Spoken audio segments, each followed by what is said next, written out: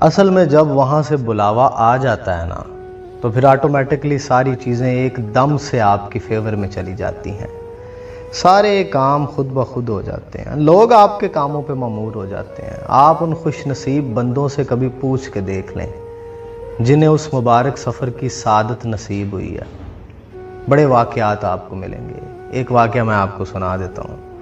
University में ना हमारी एक जूनियर फ़ेलो, बड़ा शौक़ उसे उम्रे पे जाने का, अल्लाह के घर जाने का, रसूल अल्लाह सल्लल्लाहु अलैहि वसल्लम की खिदमत अक़दस में हाज़िर होने का बड़ा शौक़ था उसे। उसने उसके लिए बड़े पैसे वैसे भी जोड़ती रहती थी, कोशिश करती रहती थी बड़ी देर से। थोड़े बहुत पैसे उसके पास जमा हो जाते थे तो फिर कोई ना कोई ऐसा घर में मसला निकल आता था, पैसे उसके लग जाते थे। फिर वो बताती थी अपने साथ वालों को कि मैंने इतने पैसे जोड़ लिए थे, वो लग गए हैं, फिर कोई मसला आ गया। और बड़ी दुखी भी होती थी ना इस बात पे कि मेरे लिए कोई बुलावा आ नहीं रहा है, कोई सबब बन नहीं रहा है। तो एक दिन ना उसने किसी से कोई बात नहीं की, 2-3 दिन ही ऑलमोस्ट ऐसे गुजरे, उसने किसी से कोई बात नहीं की। लेकिन जैसे किसी को देखें तो फील होता है ना जैसे बंदा बड़ा दुखी है, कोई बड़ा टूट गया है, जैसे कोई बंदा, दर्द चेहरों से अयां हो जाते हैं। तो मैंने उसके साथ वालों से पूछा क्या हुआ है उसे। तो उन्होंने बताया कि असल में ना उसने इस दफ़ा पौने को पैसे जमा कर लिए थे। पहले अगर थोड़े पैसे जमा करती थी, आधे या उससे कम, इस दफ़ा ना उसने वो जितने पैसे खर्च होते हैं ना, पौने को पैसे उसने जमा कर लिए थे। कुछ 70-75% उसे बड़ी उम्मीद थी कि इस दफ़ा मैं जमा कर लूँगी और मैं जाऊँगी। लेकिन इस दौरान अल्लाह ने एक और आजमाइश डाल दी। उसके घर के अंदर उसकी बहन उसके पास है, तो बीमार हो गई। उसका कोई ऑपरेट था, कोई मेजर।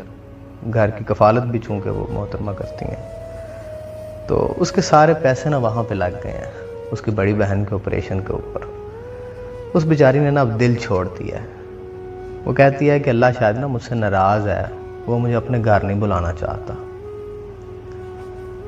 पता आपको, जब हुक्म आता है तो क्या होता है। दिल के कार्डियोग्राफ पे ख्यालो फिक्र का नजूल होता है। ख्याल को कभी छोटी चीज़ ना समझिएगा। फ़अल्हमहा। खैर, मेरे ज़हन में अल्लाह रब्बुल इज़्ज़त की ज़ात ने ख्याल डाला कि इससे अल्लाह नाराज़ तो नहीं हुआ, असल में इसके लिए तो हुक्म सादर हो गया है, इसका तो बुलावा आ गया है। तो रात को मैं ना अपने ग्रुप में बैठा हुआ था, 5-7 लोग मेरे पास बैठे हुए थे। तो मैंने अचानक से कहा यार क्यों ना हम सब मिलकर उसे उम्रे पे भेज दें। मेरा यकीन करे 1 सेकंड से पहले जो 5-6 लोग मेरे पास बैठे हुए थे उन्होंने कहा हाँ ठीक है यार। किसी ने कोई चूचा नहीं, किसी ने कहा हाँ ठीक है भेज देते हैं। बिल्कुल ऐसे लगा जैसे किसी ने दिमाग पे कब्जा करके फैसला सादर कर दिया है। किसी के अंदर कोई जुर्रत नहीं थी कि वो वहां पे ना कर देता या किसी तरह का कोई आर्गुमेंट करता। वो कहते हाँ ठीक है।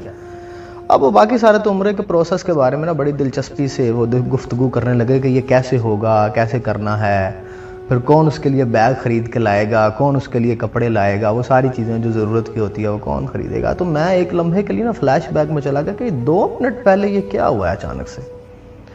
कि मैंने कहा कि हाँ उसको उम्रे पे ना मिलकर भेज दें, और सब ने कहा हाँ भेज देते हैं। और उसमें से एक वो बंदा भी है जो हर बात पे तनकीद करता है, हर बात के अंदर वो कहीं ना कहीं अपनी वो एग्नोस्टिक थेरियाँ लेके आ जाता है। वो भी कहता है हाँ हाँ ठीक है भेज देते हैं। मैं ना हंसने लग पड़ा। तो मेरा एक साथी मुझे कहता की होया ही।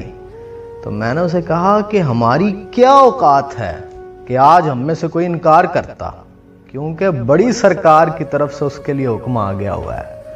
आज दुनिया की हर चीज इसकी फेवर में है। याद रखो अगर उठ गई एक नजर जितने खाली हैं सब जाम भर जाएंगे। हमने नौकरी करनी है अब इसकी अगले कुछ दिन, क्योंकि उसकी तरफ से हुक्म आ गया है और उसके लिए नजरे करम उठ गई है। असि नौकरा होंगे वे होंगे बस काम करांगे, कोई केरा काम करेगा, कोई केरा काम करेगा।